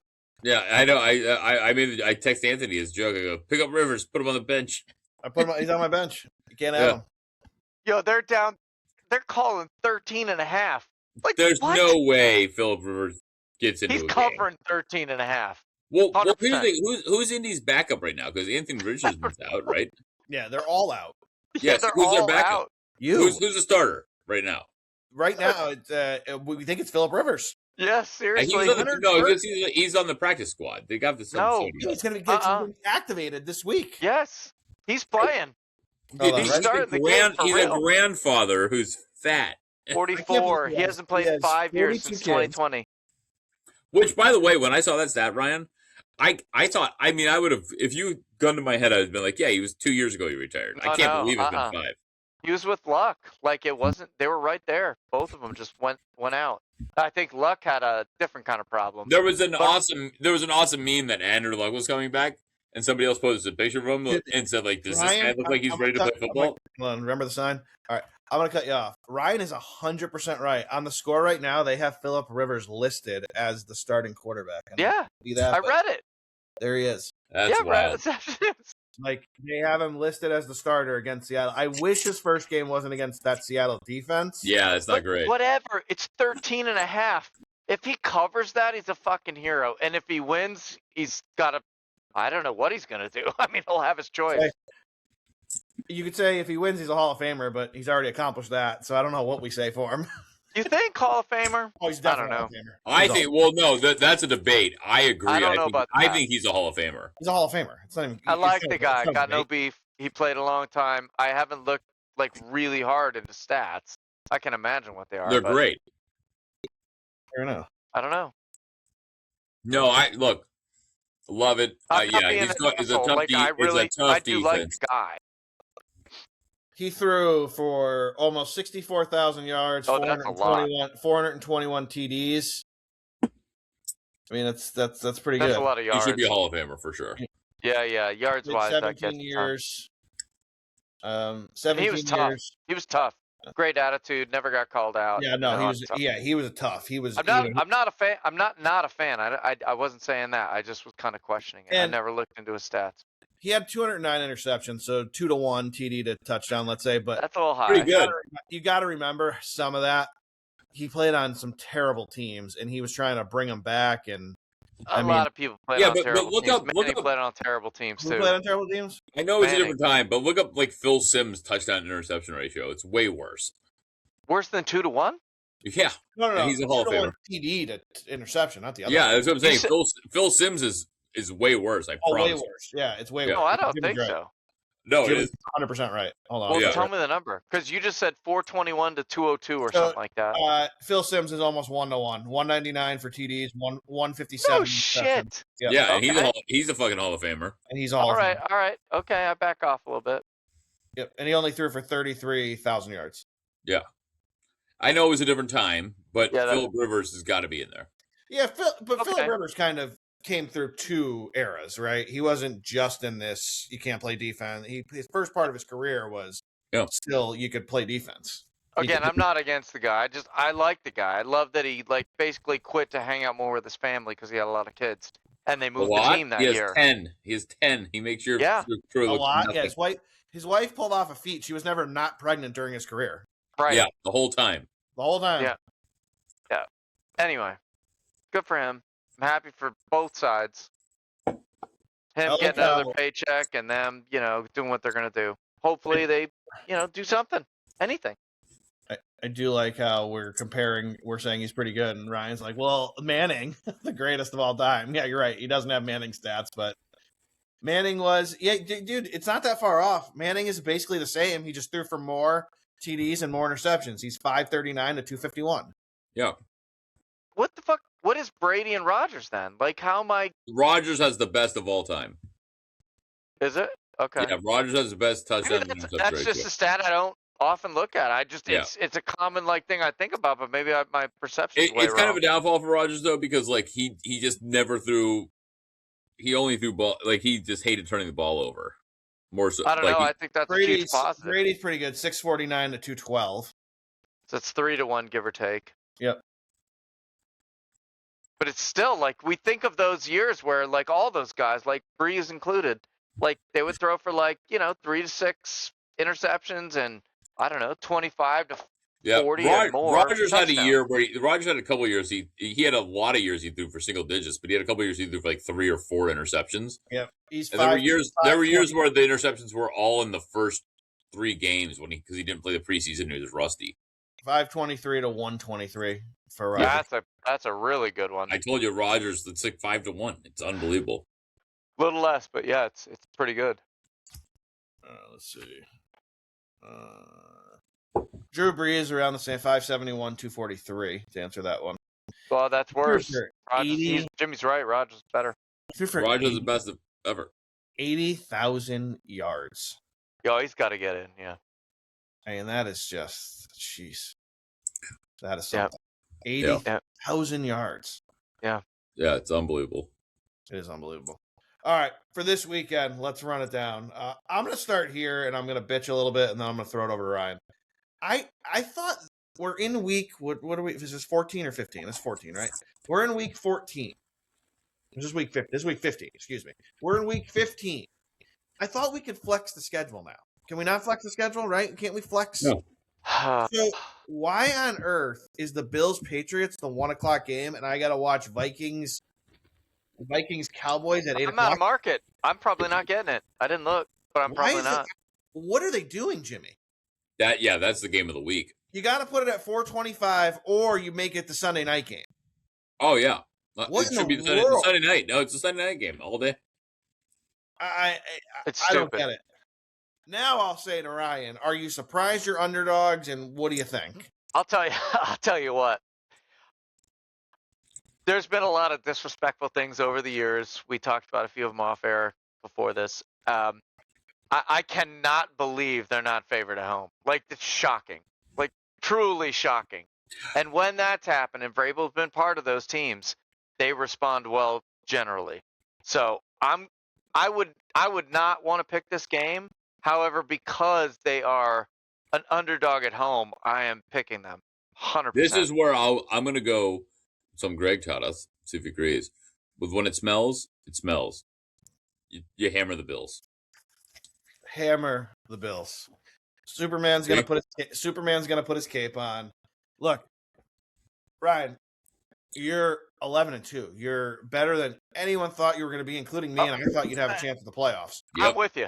You're going to lose 3 out of the last 4 games. You're going to finish 12-5, and it's going to be a phenomenal season. You're going to go in the playoffs with a chance, but you're not. This is not a team that should win 14 games. It's just not. And eventually, it's going to bounce out. Bills are going to go in there, and it's going to be a dogfight, but the Bills are going to come out on top in a very close game. That's my opinion. I don't think they're going to blow them out. I'm not going to sit here and say they win by 2 scores like I do sometimes. No, you take the Bills minus be a 120 on dogfight. the money line, and you move on. Yeah, it's going to be a dogfight. I think the Bills win this game late by a field goal. Yep. And I think the Bills and Patriots could be the 2 best teams in the AFC because I don't believe in the Broncos. I am not on my old Homer kind of idea here, by the way. I'm not erring on the side of the Patriots. I believe that's what's going to happen. Whenever that kind of motivation has come out in the past, I get what you're saying. It's a weird line. Get what Jimmy's saying, agreeing with that, but there's just no way. Now, that said, go opposite me. Last week, had a horrible week. So anybody listening, please pick opposite me and enjoy. Yeah. But I'm not only rooting, but I think I'm real when I'm saying the Patriots are going to cover that. At the beginning of the year, this line must have been set at minus 7.5. Yeah, right? Jimmy, I can't believe you just said that. I was literally about to say the exact same sentence. Yeah. So the value is still, believe it or not, on the Bills. Because, again, to Jimmy's point, this line was probably 7.5 at the beginning of the year. And, Fair again, point. they're 2 really good teams. And it's very hard to beat a team twice, right? It is. Absolutely. In the same division. Yeah. So I lean Bills here. Again, I think it's going to be a really, really close game. And I think the Bills will pull it out late. I want to highlight, I am not being a homer there. I really have thought this out. That is not just a random pick. Obviously, we got nothing to say on the Jets and Jets. Jimmy, how are the Jets? Like, how do they keep winning? Maybe the Jets will beat them. You know what? I'm betting the Jets plus 13.5. I don't understand how this team's good. Maybe the Jets win this game. I have written down feeling Jets. Yeah, that's what I have with a question mark. Like, I don't know. I can't. I don't understand how this Jags team wins. I don't get it. I don't either. I don't either. All right, Browns, Bears. What an atrocious loss you had with the Browns last week. Do you think they play the Bears competitive on the road? Or yeah, I do. I think I would take the Browns 7.5. It's going to be 10 degrees in Chicago. Yeah. Like, it's not going to be a high-scoring game. Though, for Shador. Yeah, it should. Look, Shador had he had a pass to Fannin down the right side that was beautiful. Like the interception he threw wasn't great. Otherwise, he looked really good. I know. I got to admit it. He looked good. He did. Does. The world hates saying it. I know. Yeah. So but he did okay. But here's the thing. This is where the line. If it was 6.5, I'd be on the Bears. Give me 7 in the hook. I'll take the Browns. So you think they lose by 7? I think there's a chance. I think there's a chance they lose by It's gonna. But I think it's gonna be a competitive game. Their defense is too good and it's gonna be a cold weather game. I think that the Browns show up. God, I think that Myles Garrett's going for the sack record, and he's going to take Caleb Williams down. He's going to hold the ball too long. So I would bet the Browns 7.5. Yeah, I don't think the Browns win, but I think taking 7.5 is way too many I think the Bears have overachieved. But I'm gonna help you sum it up. I think Jimmy's saying 28-21 Bears and take the points here. Yeah. All right. I gotta say the Bears have been like they've won a lot of questionable games, and it's been up and down. I agree with you. They played great last week. In my opinion, the Packers got away with one. I absolutely, but like, how do you trust him at that point? And the Browns have Shador. To me, like that guy's a lightning rod, and he's upset about last week. He was very excited about the week before. I think people are just gonna go, okay, they named him starter for the rest of the season. We're rolling with it. We're going to get excited. We're going to tell you, I think the Browns will move on because nobody gives a shit about the Browns. But I do think Jador is showing that maybe wasn't first round talent, but he's not a fifth round guy. He's a first round leader. He may not be first round talent. He's a very accurate passer from the pocket. His athleticism isn't his thing. The guy can throw the rock. If he doesn't take terrible sacks, that's his thing. He holds the ball too long, thinks he can be a Superman, and he takes 20-yard sacks. If he can stop that, I think he'll be okay. Did you say he's a first-round leader? I did, yeah. Potentially. First-round leaders don't drive their car 302 miles an hour. Okay, that was stupid. However, on the field, seemingly ignited some people a little bit that 1 week. And last week was not terrible. That's what I meant by that. Captain Checkdown had a great week. Let's see if he can do it again. I don't think he will, but congratulations, Listen, Captain. I'm with you 100%. Listen, you're only as good as what you did lately. I'm not selling this. I'm not saying he's going to be the – I mean, look what the Browns have done over the last 20 years. They've had 85 quarterbacks. Yeah, at least. Here's what's next on the agenda. Look, we say a lot of dumb things on this show, and we give you a lot of dumb picks. We'll be the first to admit it. But we told you – 7 weeks ago, the Texans weren't done, and betting them to win this division when they were down at 10-1 was a great bet. They're going to get another win this week. They're going to steamroll the Cardinals. I agree. They're going to win this division. They're going to win this division, Jimmy. Now that Danny Dimes is out. Yeah, and God, I feel so bad for Danny Dimes. Actually, you know what? Phillip Rivers is winning the Super Bowl. What am I talking about? Sorry, yeah. Sorry, Texans. I keep forgetting Phil's back. Yeah, Houston's defense is it. When you watch them, it's number one, by the way. Yeah, like, it's not the 2000 Ravens. It's not some historical. But when you watch them, you're like, this defense is different. It's good. Their only weakness is the offensive line. They can't protect anybody to save their life. But yeah, I agree. They steamroll them. I'll happily lay the 9.5 at home. No problem. I mean, why can't Baker get the fact that you just throw the ball away? I don't know. Can you tell me this is your guy? Wait to see I miss the guy in the end zone because it's worse. He need just get the ball down 2 feet, and it was a touchdown. Oh, his hand got hit on the last play. Unbelievable. That's what he's saying. I see 3rd and goal on the 13 on Gamecast right now. Yeah, no, 2nd and goal. He threw the ball, but there must be a penalty. 1st and goal. I'm on 1st and goal. Oh, you're ahead of me. You're ahead of me, you pricks. Oh, 1st and goal right now with the replay. Little illegal contact, Jimmy. First he down. Threw a cast at the dude. First down, Bucks. Let's go, Baker. Jimmy, did you start Evans this week? I don't have Evans. I started Kyle Pitts, who's got 2 touchdowns. You had Evans on your team. I thought we had a stack. No, I don't. Nope, not Evans. Wait, you never had Evans? Nope. What? Did you have him last year? Last year, yeah. Okay, you didn't keep him? But Kyle Pitts has 33.7 points for me right now. Face mask. Wait, Kyle Pitts has 33 points? Yeah. Tonight, yeah. He's killing it. He has 2 touchdowns? Yep. Oh, yeah, you're right. 7 for 117. He's killing it, dude. Jimmy, it could happen. All right, let's give everybody an update, and we'll get back to our NFL picks. So, Jimmy, like we told him, I was eventually going to catch up with him. His team shit the bed. It's unfortunate for me because we're hoping we can both win money here. Jimmy did not get a first-round bye. He did not come in the first top 2. He had to actually play a first-rounder. So we're off to a good start because the hope is the 2 of us will be in the final 4. Right, Jimmy? Yep. One of us is already there. Why don't you tell the world who the 1 seed wound up being? Oh, yeah, Greg pulled it off. You jackass. Yeah, he did. But if we get a bigger touchdown here, it'll be a big deal. Hopefully he runs it in instead of throws it. That would be awesome. It'd be wonderful for you. I'm rooting for it. Yep. But Kyle Pitts is our dark horse. Our weak place was the tight end position. Dude, this outfits. face mask is just ridiculous. Like, why? There's no reason for that. All right, do we think the Raiders can give the Eagles a game? The Eagles are on an absolute slide, but I think they get a reprieve here and probably get by the Raiders, no problem. Yeah, the most ridiculous talk on ESPN is like Jalen Hurts. If Jalen Hurts is your starting quarterback, it's unquestionable that he is. He's the Super Bowl MVP. All he does is win. He's been questioned since he was at Alabama before he went to Oklahoma. Like, what are we talking about? Yeah. Only in Philadelphia would they question, should this guy be your quarterback? You're right. Yeah, right. Like it's unbelievable. Yeah, they steamroll the Raiders. I'd lay the 11.5. The only thing I have to say here is the total is only 38.5. So it feels like because the Raiders can't score. Neither can the Eagles. Yeah, I think they got to score against each other. Someone's going to score some points. You heard it here first, folks. Someone will score in the Eagles-Raiders game. I mean, I don't know. I think it's too low. I would go over on here. And I know sometimes when it's a low total, that's a sucker play, and you play the under. But I think yeah.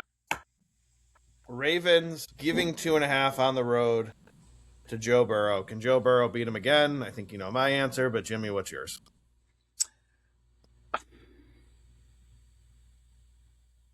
It pains me that they can't get this guy a defense. They should have beat the Bills.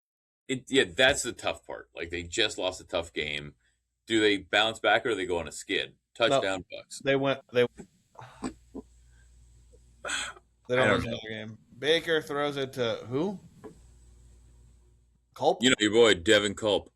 Devin Culp gets in the end zone. Yeah. There you go, ladies and gentlemen. Somebody nobody had on their team. There's a fantasy bullet dodged for anyone playing. I would bet the Ravens here, based on just because if the Bengals won last week against the Bills, I would be all over them. But I think the Ravens probably going to get a win. Good news, Bengal fan. I can assure you, Jimmy won't have a bet on the Ravens. But go ahead, Ryan. Who do you like here? No, I won't. Bengals. Sorry, I'm avoiding this game like the plague. Well, you won't. We'll be betting the Bengals. Ryan, your thoughts here, Baltimore? I got Bengals. I mean, Ravens went 1-5 and then 5-0, and now they're 0-2. But the bigger problem about the 0-2 is it's against the Steelers and the Bengals, and like those are like the people that want to just crush, and they're down 0-2 to the people they don't want to lose to, and I think it's just going to happen again. Burrow's back. He's got fire. Let's go. I still don't understand why the Chiefs are getting so much respect. How is this possible? 5.5 to the Chargers, and the Chargers just win games. I got 4.5.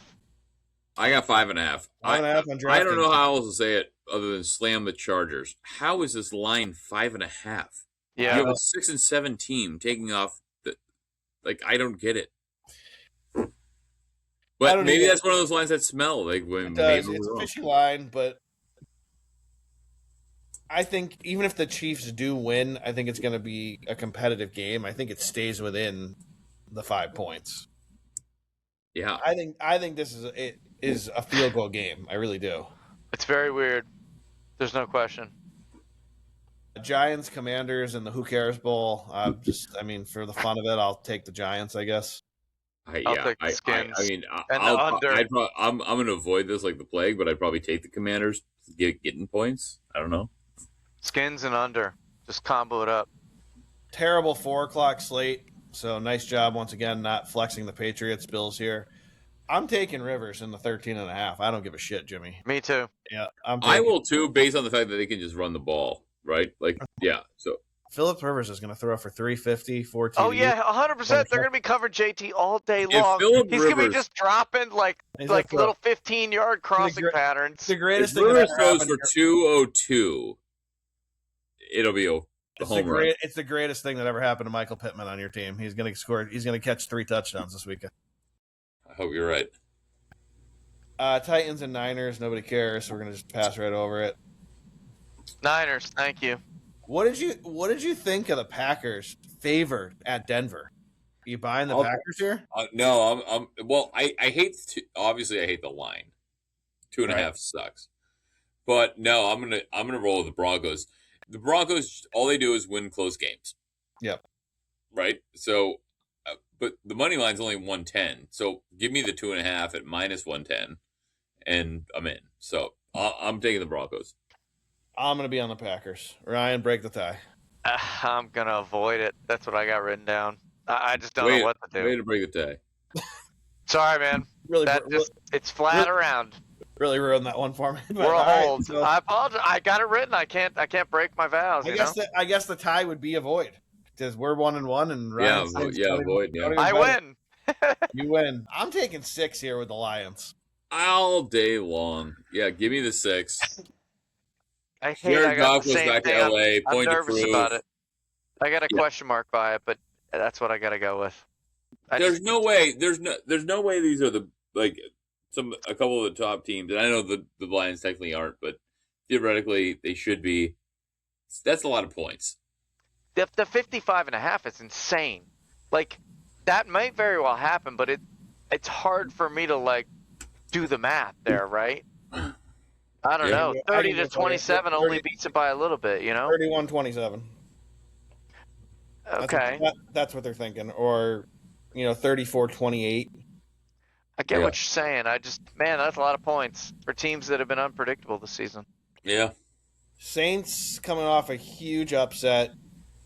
Do they beat the Panthers too, or do the Panthers beat them? I think the Panthers. Panthers. I'm going to take the Saints. The Saints aren't a bad squad. Tyler Shuck's playing decent football as a rookie. They're playing tough at home. Yeah, they're not bad. I agree with you there. I'm going to go 2.5. Give me the 2.5 with New Orleans. In the worst Sunday night game of all time, Cowboys Ever. laying 5.5 to the Vikings. Jesus. I'm going to have to – I'll make a pick. I guess I'll take – God, who's playing quarterback?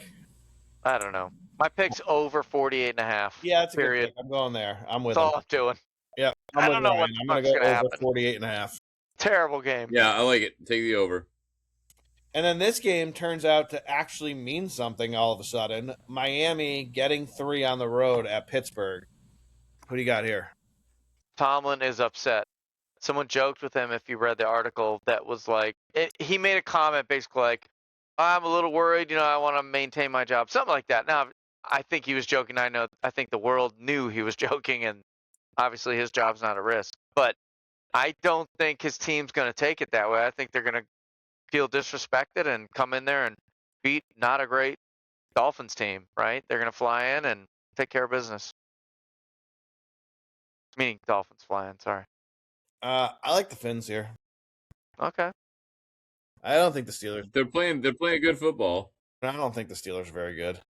I agree. I think Tomlin's done this, 500 record for how many years now? 15, 20? What? And the Steelers are coming off a good win. So, but I think the Dolphins are playing good football right now. I don't want to go against them. Okay. No, I agree. The Dolphins have been playing very, very well. Steelers had a very impressive win. You can't take it away from them. Why can't the Bucs ever get a stop after the Baker scores? Why? This is what they do. It's crazy. It's holding the 3, I hope. Right down the field. It's unbelievable. All right. That's all the games for this week. Let's end with this, as we're getting closer to Christmas. Ryan, paint me a picture. 1999 Blockbuster. What was the annoying thing everybody was coming in for on the holidays? What would just drive you nuts? I don't know if that was the Austin Powers year, but anybody asked for Home Alone pissed me off quite a bit. That was the Christmas one they come in for right now? Christmas Vacation had probably come out 5 years before that, if I had to guess. Christmas Vacation was 88. Christmas Vacation is 88. Yeah. It was probably Home Alone was the worst because that was for the little kids. Christmas Vacation was a little more aggressive, so that's. Would you offer up Home Alone 2? Let's not get into the fact that I had $250,000 of live gift cards and a not safe, just a cabinet sitting there. Literally $250,000. We could go on. Yeah. All right, Jimmy, close us out. What do you got? Hey, happy holidays. Glad to be back. Good bullshit with you guys. And let's have a fun weekend. We'll have plenty of shows. Hey, maybe we'll be back Sunday. What do you think, Jimmy? I think we should do it. All right, we'll do the 4:30 show. We'll get Ryan on here to vent about his Patriots, and we'll have the 4:30 games on in the background. Ryan, what do you got to end the show? Nothing, man. I'm just excited these Pats are seemingly okay. I know they haven't played the strongest competition. We'll see what happens. We got some tests coming up, and I'm excited. Got my jersey on and everything. Yep, you're looking good. You're a happy Patriots fan. They're relevant. It's going to be a good 6 weeks of football, I think. College football playoffs are going to be good. The NFL final push is going to be good. The NFL playoffs, I think, are wide open. And I think college basketball is going to be very intriguing this year, Jimmy. I don't think we have a Michigan looks dominant, but I think it's pretty wide open. And we're going to start Aren't getting they 7? Michigan? Like, I'm not being funny. Like, aren't they rated 7 or higher? The deuce. Oh, 2. Okay. Yeah. Sorry. Apologies to all Should you be. Wolverines out there. So should be the one. Oh, and excuse me. And they're the one in college hockey right now, too.